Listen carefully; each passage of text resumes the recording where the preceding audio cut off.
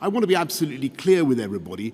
I think that this is necessary, but it is, of course, not sufficient. There are many other things that we need to get right. We need to make sure that our legal framework is capable of dealing with the problem, as well as the practical steps that we can take.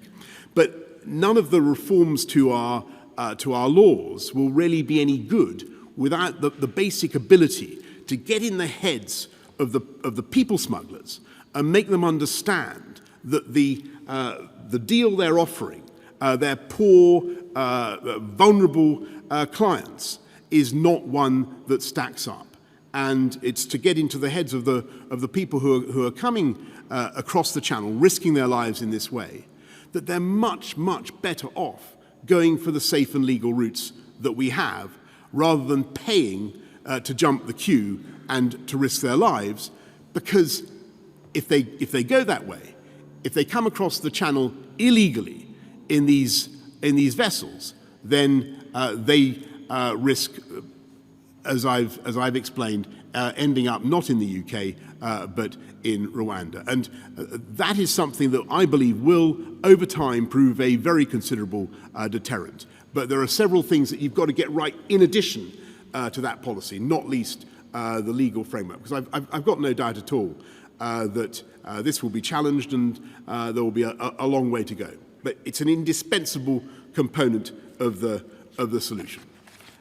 Thanks. So on the second point, again, Anushka, forgive me, you're going to have to wait until I come to Parliament. Of course, I will set the record straight in any way that I can. But on your point about safe and legal routes, I just think it's crucial for people to understand that the UK is very, very generous, and we should be proud as a country of what we do to welcome people.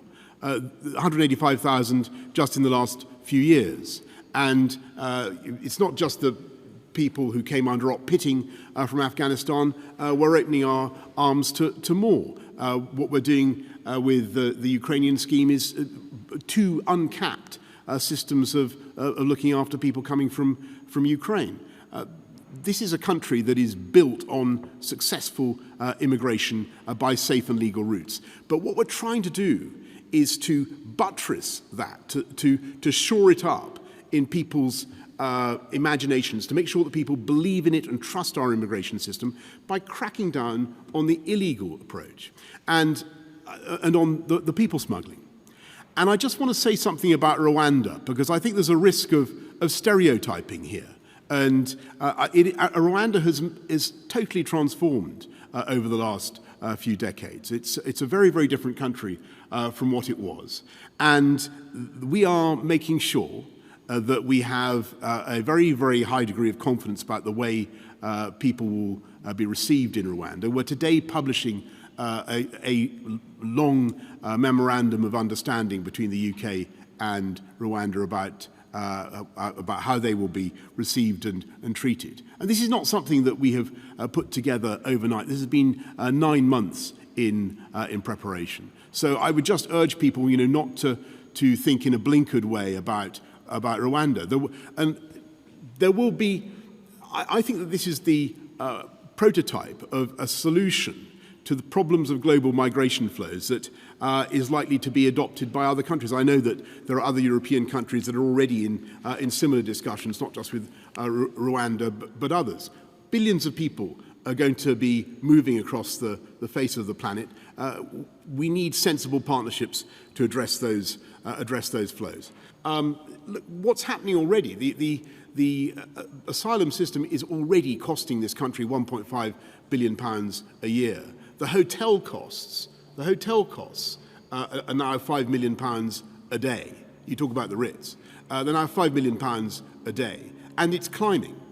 And unless we can beat the business model of the gangs, I'm afraid it will continue to climb. And what we need to put in place is the deterrent system that will change their minds, make them see that they've made the wrong deal, and that there's a better path for them if they really want to come to the UK. And that's what we're doing today.